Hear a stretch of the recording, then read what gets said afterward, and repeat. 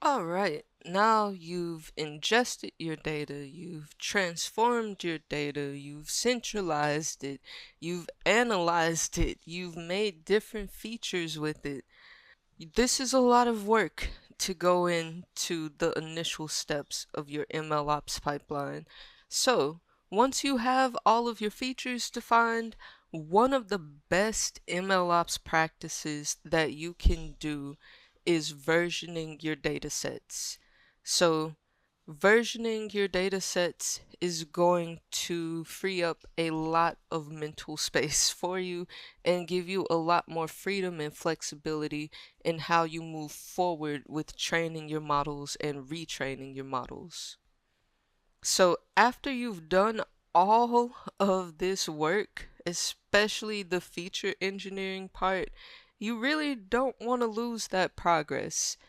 That again is where data versioning comes in. So, as you know, there might be a team of ML engineers or data engineers working with these same sets of data or these same data sources, and everybody comes up with their own feature engineering sets or their own feature sets. So, you might also want to be able to share those different feature sets across teammates so that you can experiment and give feedback and make suggestions and just collaborate with all of this data work that you've done. So, data versioning is one of the main tenets in MLOps because it does save so much time when it is time to go to production or it is time to retrain a model. It also helps make experiment tracking so much easier.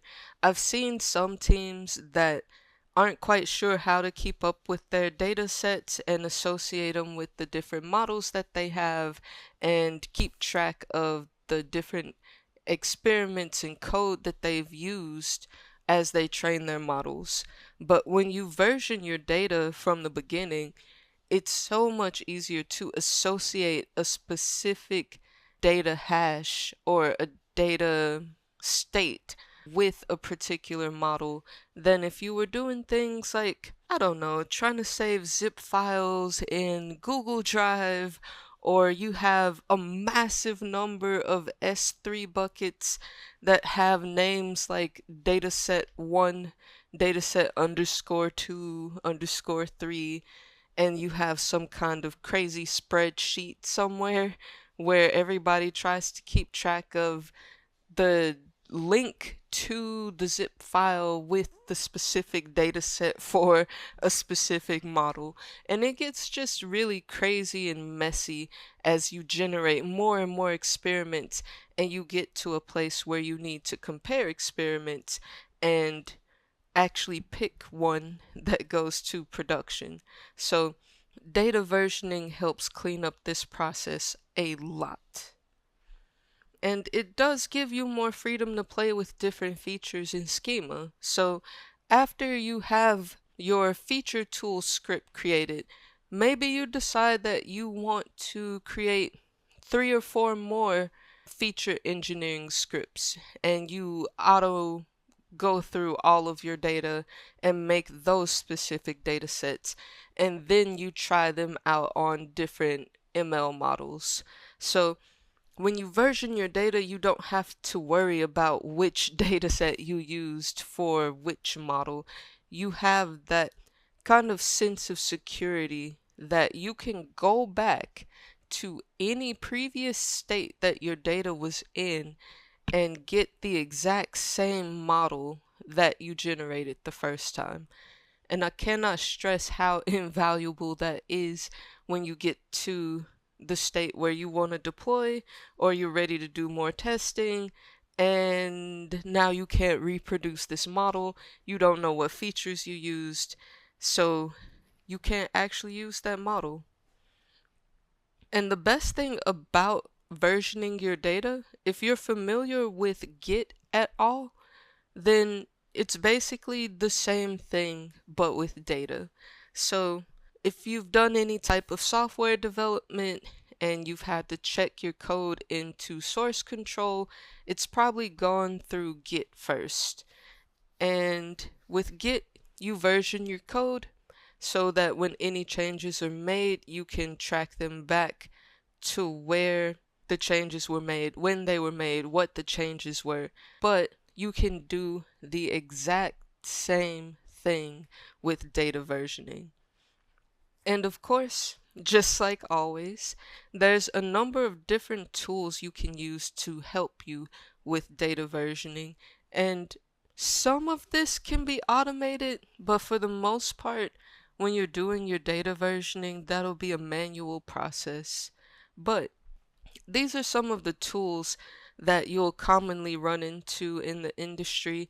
I've seen them mentioned a few times in different job descriptions, but you'll see DVC, which stands for Data Version Control. You'll see Neptune. You'll see a lot from Pachyderm, and you'll see some with Dolt. And I think all of these are open source tools. Some of them have different paid tiers that you can use if you need more support or access to different features that they have. But let's take a look at a demo of actually versioning some datasets using DVC. So I'm going to switch over to VS Code, and we're back in our MLOps project.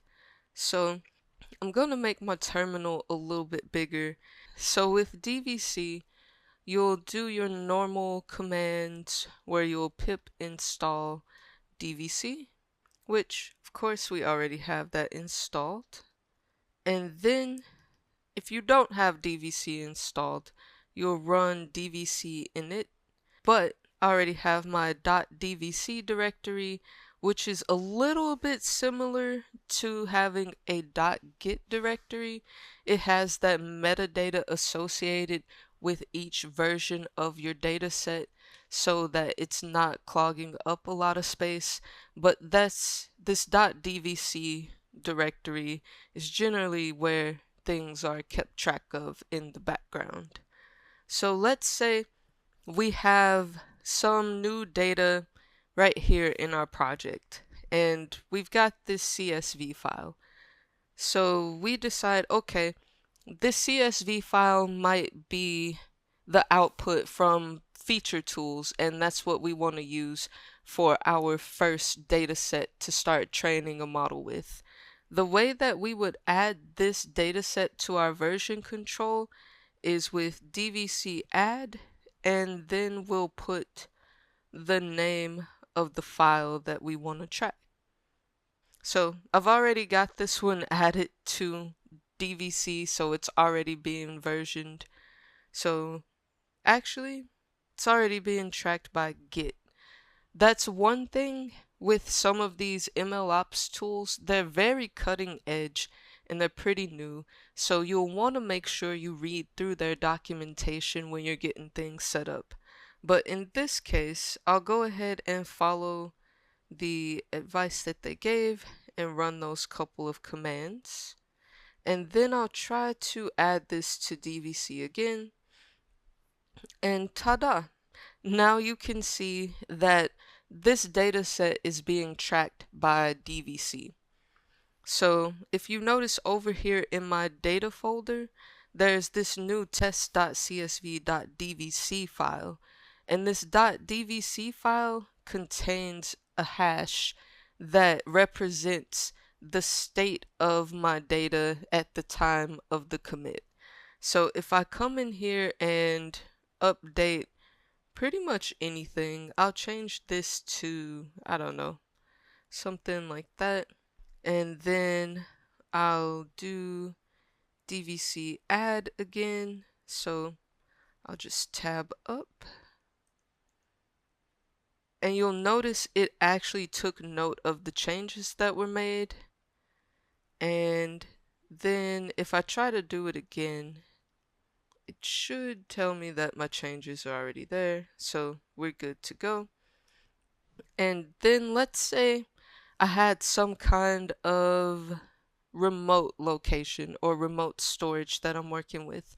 So for example, let's say I have like an S3 bucket that has images stored in it, and I want to keep track of how that data set changes. And keep in mind, with any type of object storage, the data inside of there is usually pretty big. So being able to track the small changes to a data set that has a bunch of images or videos, that can be invaluable in just saving time with downloading things. So instead of having to download an entire data set again, you can just download the parts that you need because those are the parts that have changed. So if we're looking at adding our remote data source, then the way we can do that is first by setting up some kind of remote. So we'll do that with DVC remote, and I think we need the default flag. So we'll do -- default. And here is where we'll want to give the name of the remote that we want to use. So we might have something like, I think it's S3 and some slashes, and we'll say our data is stored in something called bikes. And I don't think I need the dashes in front of there, so let's try that. Ah, I know what it is. I'm missing a command. So we'll do remote add, and I'll need to use the URL. So that's one good thing about DVC. It gives pretty good error messages. So for this, I'll go ahead and clear the terminal, and we'll run DVC remote add. We'll make this our default, and we'll give it a name of like S3 bucket, and then we'll give it a path to the remote, which might be something like, we'll say that we have some kind of bike or bicycle data. So that adds it as a remote. And then we would need to set up credentials to connect to AWS, and then you would be able to push and pull any data changes directly from that S3 bucket. So think of this like setting up a remote branch in GitHub. It's not quite the same concept, but it's pretty similar. Or think about it as connecting to a repository in GitHub. That's basically what you're doing here when you run DVC remote add. You're just adding some remote storage location, but that's all. So you would again go through and set up any credentials that you need to access your AWS S3 bucket. You should be able to check which defaults or which remotes you already have here in the config file for DVC. And as you get ready to handle changes, you would run things like DVC push. And I guess I need to install this module, but that's okay. It's the same thing. You would run DVC push to push any changes you've made to the data set from your local machine to the remote storage, and you would use DVC pull to pull any changes from the remote storage to your local machine. So data versioning helps you save on your time and resources by just tracking changes between your data sets versus you having to bundle up an entire data set just for a few images that have changed.